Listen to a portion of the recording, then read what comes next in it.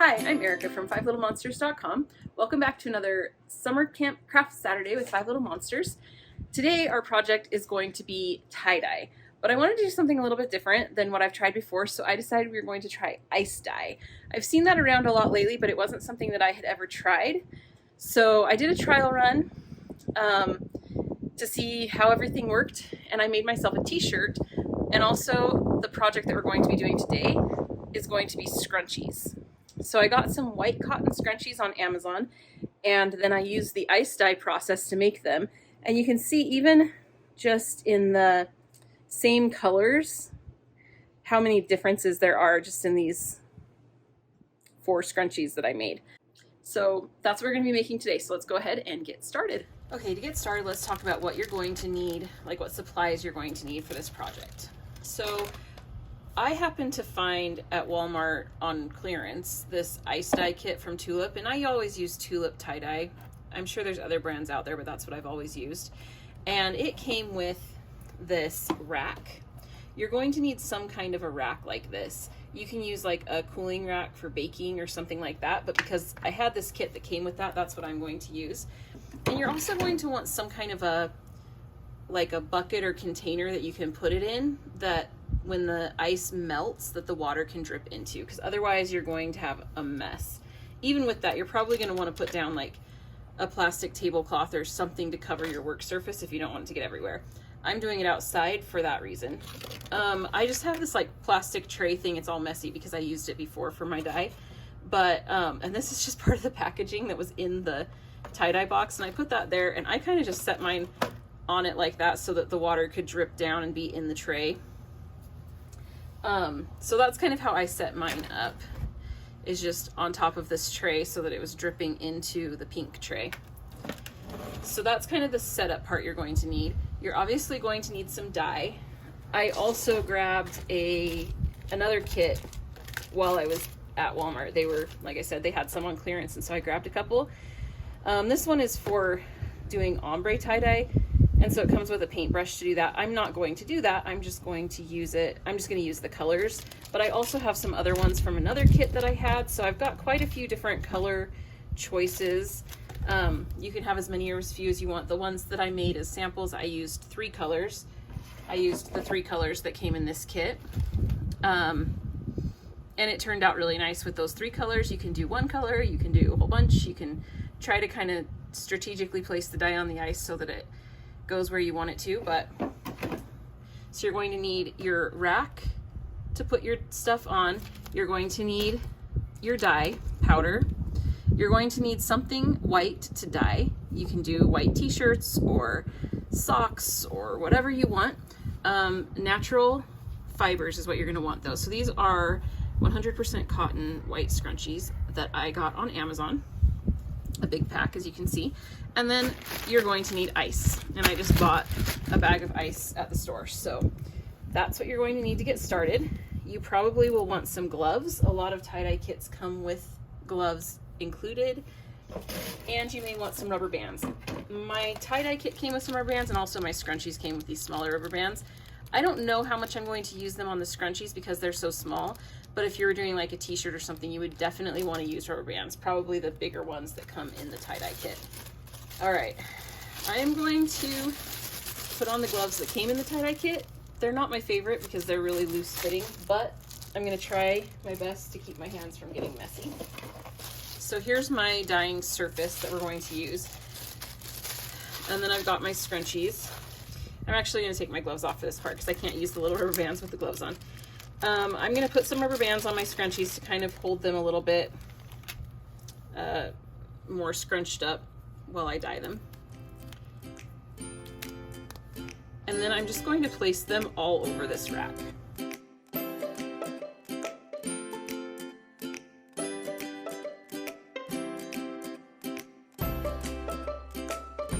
If you were doing something like a t-shirt, you can create your design before you put the rubber bands on. So like if you want a spiral, you can twist it in a spiral, or if you want folds, you can pleat it.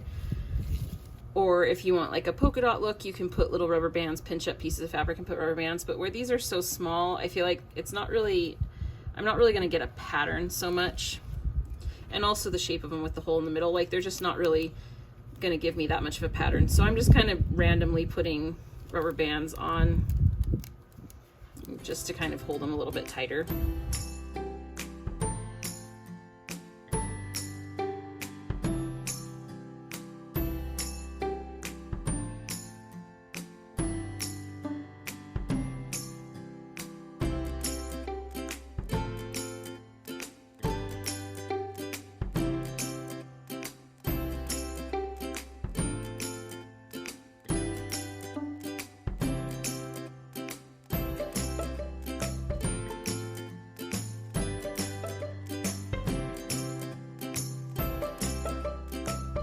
Okay, I've got my tray covered.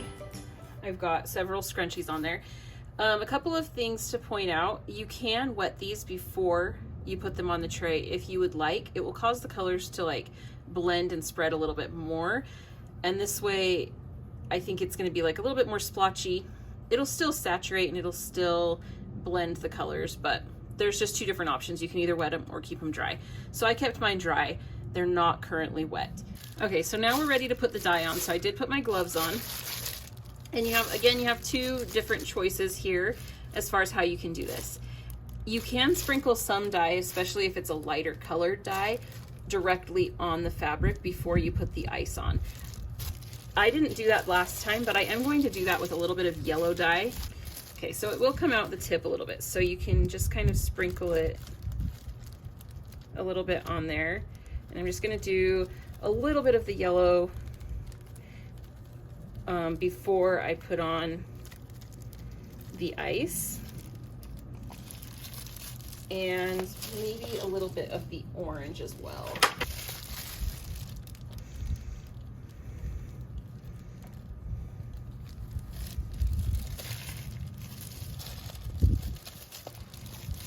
Okay, now I'm going to put, you're gonna cover this whole thing with a layer of ice cubes. So, just gonna take some of this ice here and carefully just try to cover the entire surface that I have here of scrunchies.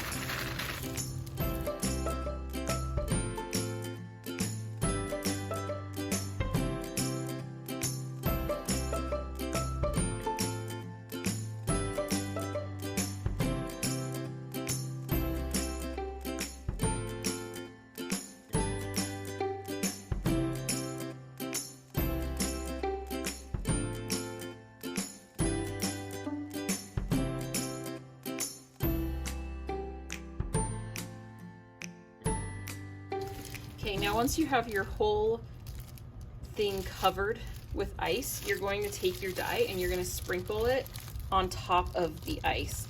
And as the ice melts, the dye is going to soak down and go into your fabric that you have underneath it there. So I'm just going to add some more of the orange and yellow. I'm kind of keeping the orange on one side because I think I'm going to do a few different colors. So now I'm going to add in some pink.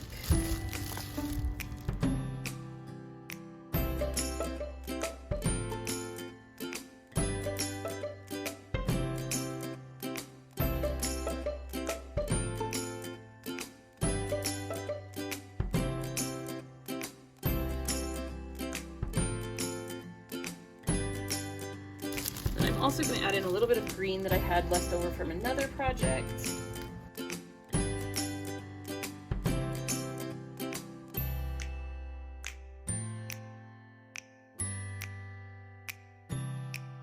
And I think over in this corner, I'm going to add a little bit of purple, just so that I get a little bit of variety in my scrunchies.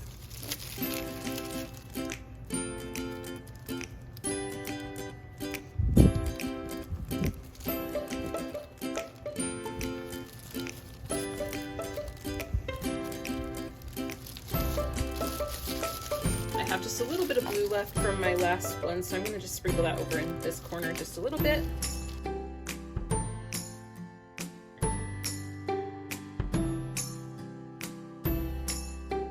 And now I'm just going to let this sit and melt until all of the ice is melted, and then we'll come back and check on it.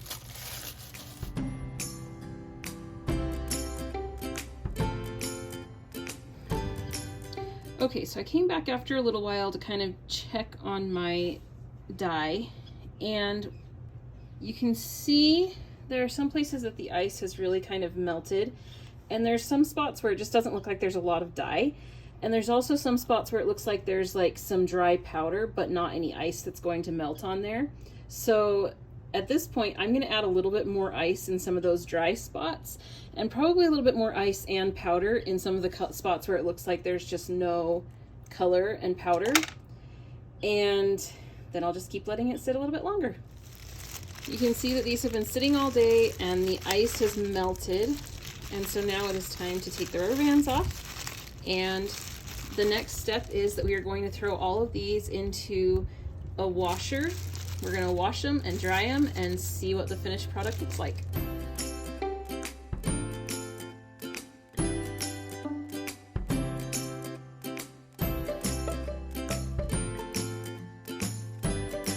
Definitely use gloves for this part because you will dye your hands if you don't.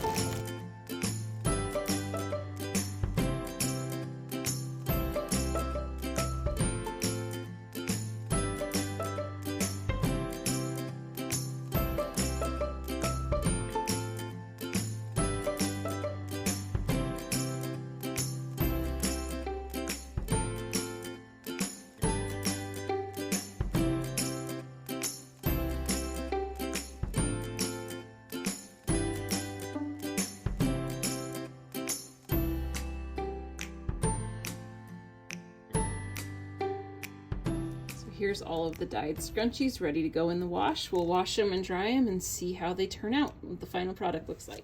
So here are the finished scrunchies. They've all been washed and dried. These ones here, the blue and purple colored ones, are the first ones that I did before I made the video and recorded doing them. And then all the other ones are the ones that are a result from the ones that I made in the video. So you can see some of them ended up with more of like the orange and pink. Some of them ended up more pink and purple.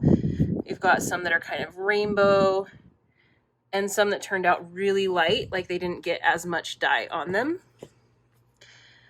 But I think it's just really fun, kind of a cool like watercolor type result that you get with the ice dye. It's kind of a fun technique to try.